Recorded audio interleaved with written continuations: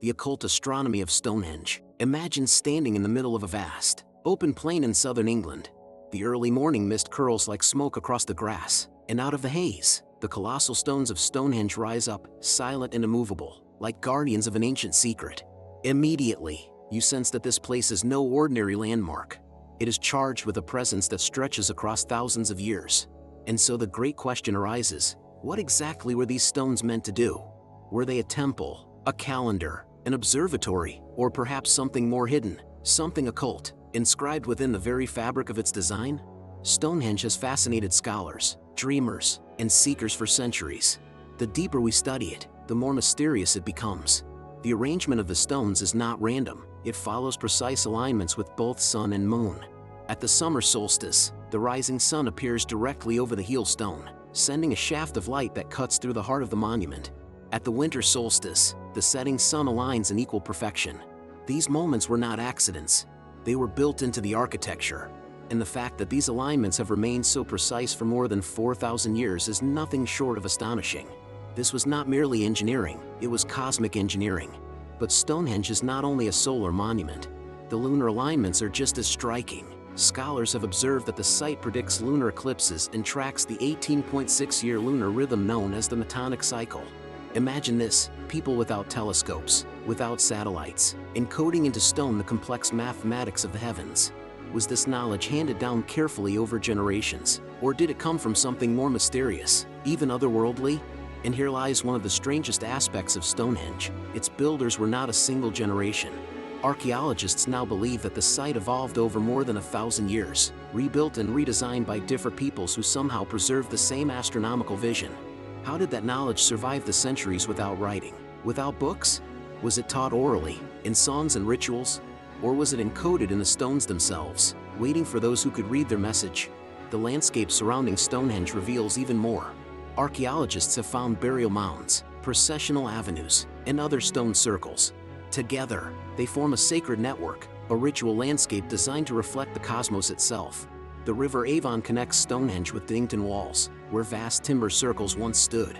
Could the entire region have functioned as a grand theater of ritual and astronomy, uniting earth and sky in a sacred dance? Some researchers believe that the people of Dinnington Walls, the builders themselves, lived there seasonally, gathering in great numbers only for the solstices. Thousands of cattle bones have been found, suggesting huge feasts, celebrations that may have lasted for days. Imagine the fires, the sound of drums, the chants echoing through the winter night as people waited for the sun to rise again, a rebirth of light at the heart of the darkest season. Ancient peoples did not divide astronomy from spirituality. For them, the movements of the heavens were divine, messages from the gods, rhythms of power. At Stonehenge, the ceremonies of the solstices must have been breathtaking. Picture hundreds of figures gathered in silence as the first rays of dawn spilled over the heel stone. When that light struck the altar stone, it was not just the sun they saw, it was a revelation, a cosmic heartbeat in perfect harmony with the earth. Of course, with a sight so enigmatic, speculation runs wild. Some believe the stones encode sacred geometry, patterns resonating with the mathematics of nature, the golden ratio, the flower of life, and other archetypal forms. Others claim Stonehenge was part of a worldwide network of ancient sites aligned to the heavens, as if the whole planet was once a kind of ritual machine, humming with celestial resonance. And then there are the more esoteric theories that Stonehenge was a portal, a gateway between worlds, where alignments not only measured time but opened doors to other dimensions of existence. Think about it, could these stones have been designed not only for the eye, but for the soul? The stones themselves invite wonder. The giant sarsens weigh up to 25 tons. The smaller bluestones were carried from the Preseli Hills in Wales, nearly 150 miles away. How did Neolithic builders move them?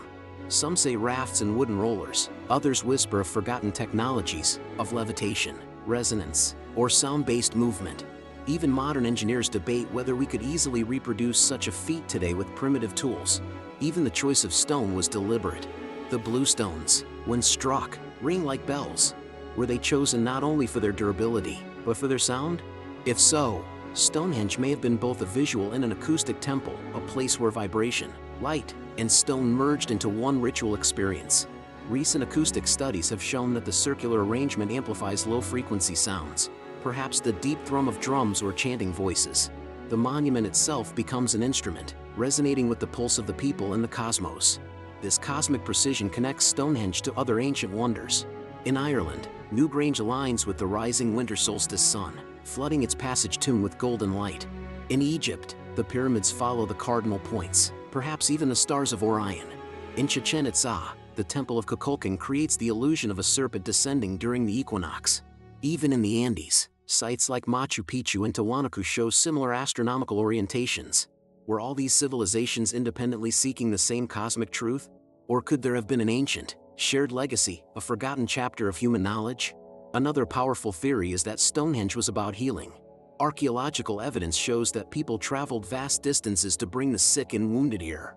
The blue stones, linked to healing springs in Wales, may have been thought to hold magical powers.